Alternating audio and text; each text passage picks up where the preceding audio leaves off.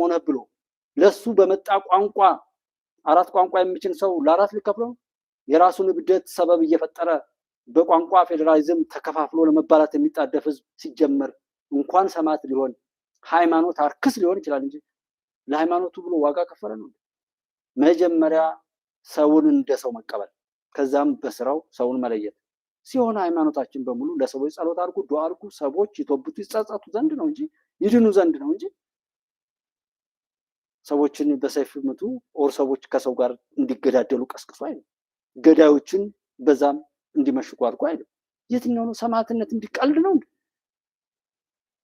ይሄ ይገርማል። ይሄ ያስደንቃል። ምክንያት ነገርኩ ተደራጅና እኔ ይህንን ሰዓት ይህንን አስተሳሰብ ለውጥ እያልኩ እየነገርኩ ነው። ምን ልነግርህ ትፈልጋለህ ከዚህ በላይ? ተደራጅና ይህን ስርዓት ለውጥ ሱባኤ ንግባ። እኔ እኮ የምመካው እኔ እኮ በግል የራሱ እግዚአብሔር የምመካው የሰው ስርዓት ከኔ በታች ነው የምለው የምፈልገው እንደሚያደርግልኝ ስለማቅ ነው። በዛ ልክ ነው ከእግዚአብሔር ጋር በጸሎት መትጋት እኮ በእምነት መትጋት እንደዛ ነው። ሱባኤ ንግባ። በየእምነታችን ማንኛውም ሷባዎችም ሐዋርያቱም ሁሉም ላይ በየእምነታችን ማለት ነው በየትኛውም ሃይማኖት አንድ አይነት ነው። የኛ የሳቤ ከፍታና ዝቅታ ወይም በእኛ አቅም ልክ የተፈጠረ ነገር እንጂ ያን ያህል ልዩነት እኔ አላገኘሁበትም። በተቻለኝ አቅም እያጠናሁ ነው። እንኳን ሊያገዳድል ይቅርና በፍቅር ጣምናው ራሱ አልገባን። እኛ እኮ ለኛ ሊጠቅመን በመጣ ነገር ላይ ለኛ ጥቅም ለኛ መዳን የመጣ ነገር እኮ የጠፋንበት እኮ ነው። ቅድስና ልንወርስ የመጣን ነገር ገዳይነትን ሁሉ የተላበስንበት ነው። ጠላት መልሶ እንዲጠቀምበት ነው እድል የሰጠነው። ቃለ እግዚአብሔሩን እነሶች አንደበት አላቸው። ተነስ ተደራጅ። እግዚአብሔር እንዲህ ይላል፣ እናንተም ይሄን አድርጉ እኔም ይሄን አደርጋለሁ ይላል። እኛም ይሄን እናድርግ እግዚአብሔርም ይሄን ያድርግ፣ እኛም በዚህ እንሂድ እርሱም በዚህ ይረዳናል እያሉ ያስተምሩ። ተነስ ተደራጅ ግጠም። ከዛ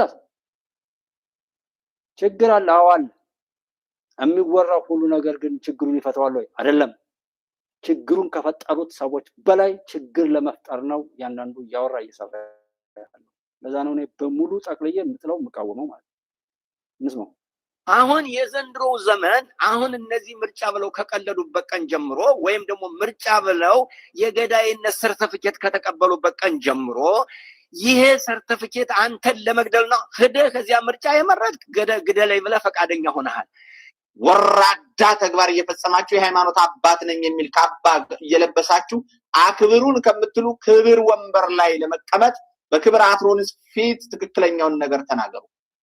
አትሮንሱ ፊት ቀርበህ የሌለ ለዚህ ነው ሀብታሙ አያሌው የሚመሰክረው ኦርቶዶክስ መሳይ የሚመሰክር ከሱ ጋር ሄዶ ኢንተርቪው የሚደረግ ክብረ ቢሶች ማለት ለዛ ቤቱ ላይ የቀለዱ ሰዎችን ካልተበቀለ እግዚአብሔር እውነትም እኔ አላመልከውም እውነትም አዱ እዛ ስጋው ደግሞ ተቀቢ አልቀደስኩም ማለት ነው። ወይም እዛ ሃይማኖቱን በቃ አላውቀው ማለት ነው። ሃይማኖት የሚባል የለኝም ማለት ነው። እግዚአብሔር ይፈርዳል፣ ቤቱን ያነጻል። አለዛማ ይሄ መጽሐፍ ግብጾች ጽፈው ነው የሰጡኝ እኔ የማነበውን በሙሉ እንደዚህ ስክል ድረስ ነው እግዚአብሔር በዚህ ምድር ላይ አሁን መፍረድ አለበት። በኖህ ዘመን ከፈረደ ገሞራና ሰዶም ላይ ከፈረደ አሁን ዘመኑ ከዛ በላይ ነው። ከዛ በላይ ነው። በዛን ሰዓት ላይ ብዙ ነገር የለም። እንደዚህ አይነት የረከሰ ሰውን ሰው አይበላውም ነበር። ሰውን ሰው አያዋርድም ነበር። ሰሞኑን እዛ አዲስ አበባ ሰምታችኋል። ጓደኛዋ ከ9ኛ ክፍል ጀምሮ እንደዚህ ልጅ አብረው የነበሩ ጠርተው አታለው ወስደው ወዳጅነትን በነውር ገልብጠው ገንዘብ ምናምን ከጠየቁ በኋላ አስርበው እጅግ ዘግናኝ ፖሊስ እንኳን ለመናገር እስኪቀፈው ድረስ እጅግ ዘግናኝ በሆነ መልኩ ገለው። እነማን ወዳጆች ገንዘብ ቸግሮን ነበር እሱን ለማለፍ ስንባል አድርገናል የሚል እሳቢያችን የወረደበትን ደረጃ የሚያሳይ የርኩሰት ዘመን። ይሄ መጣው ስንራገጥ ነው የምንውለው። እንዳልኳችሁ ሶሻል ሚዲያው ያበደው ሁሉ እንደፈለገ የሚዘረጠጥበት ሆኗል። ሰውም ከሱ ጋር የሚሄደው ነው የሚሄድ። የምንወደውን ነገር እኮ ነው ጨለማ ተገን አድርገን ብዙ ዝግጅት አድርገን ሄደን የምናየው። የምንወደውን ነገር እኮ ነው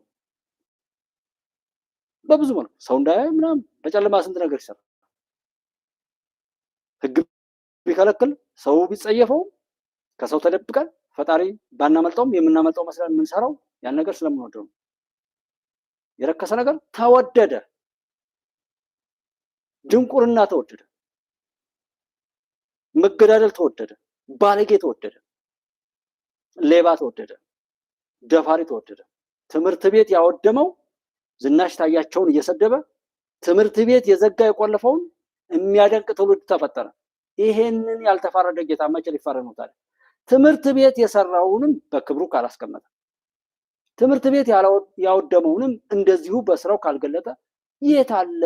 ሰዎች የሰዎች ስርዓት እኮ የሰው ነው። የእግዚአብሔር ስርዓት ምን እንከን አለው? የሚችለው ጌታ ችሎታውን ተጠቅመው በትእዛዙ ፍርዱን ካላሳየ የሰዎች ስርዓትማ ብዙ እንከን አለበት እኮ። የቁርአን መልእክተኛ የተላከ ሁሉ በመንገድ ላይ ይቀራል።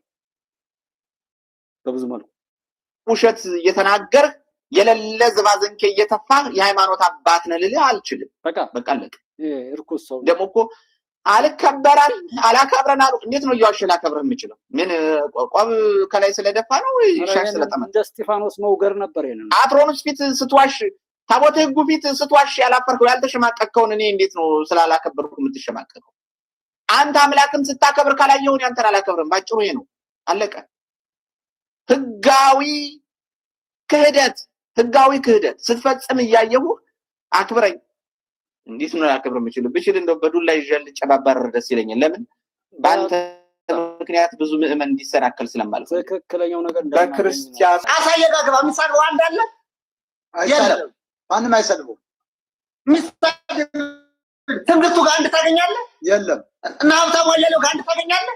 እና ማዘማመር ጋር አንድ ታገኛለህ? የሌባ ተባባሪ ናቸው። ኖ የሚለን እነሱ እየሰሩ ያለ ከህወሓትም ከሻዕቢያም ከአፋብንም ለሚያገኙት ዶላር እንጂ ለአማራ ፈጽሞ አስበው ማያውቁ። ትናንትና ማያስቡ ዛሬ ማስሩ ነገ ከቀየረ ልንገርህ፣ አሁን ቀይ ካርድ ስበን መጨረሻ አማራን በማህበር ተደራጀ።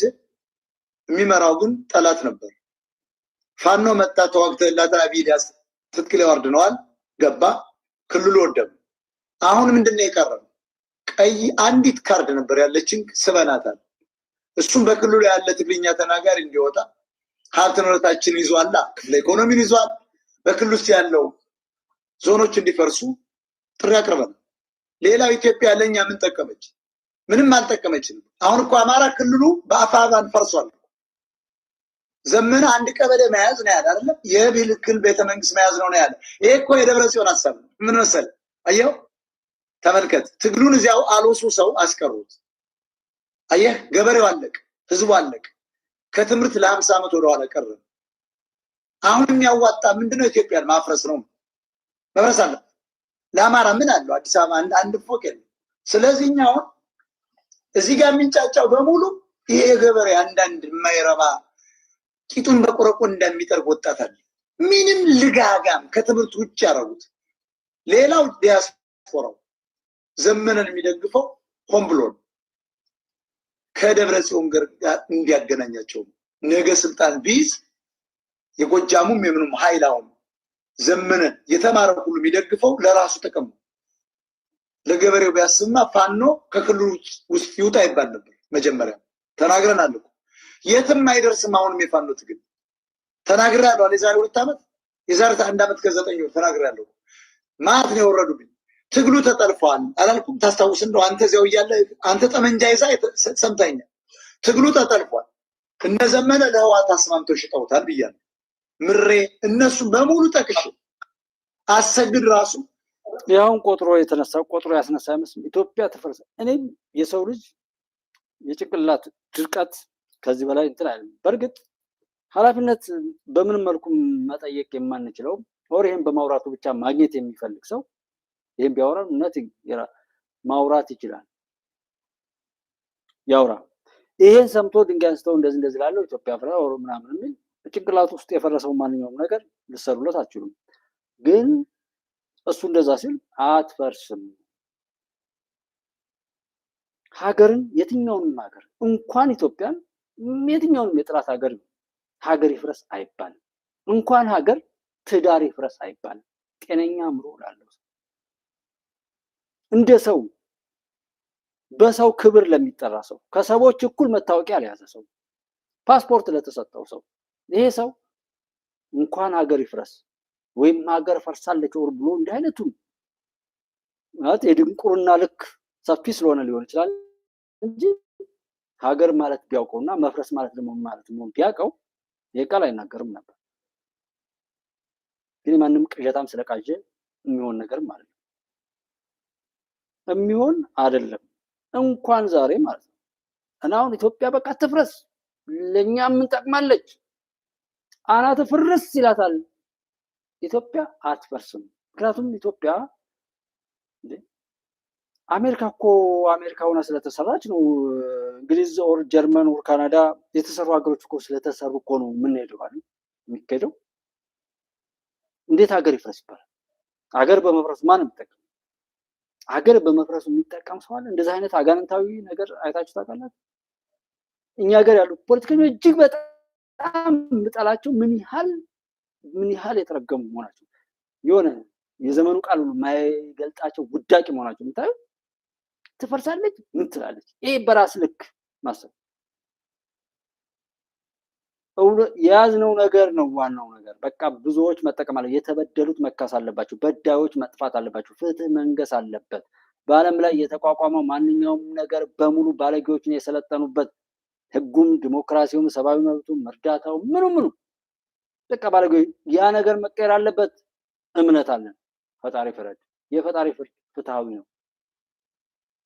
እንደ አማራ አይፈርድም፣ እንደ ኦሮሞ አይፈርድም፣ እንደ ትግራይ አይፈርድም፣ እንደ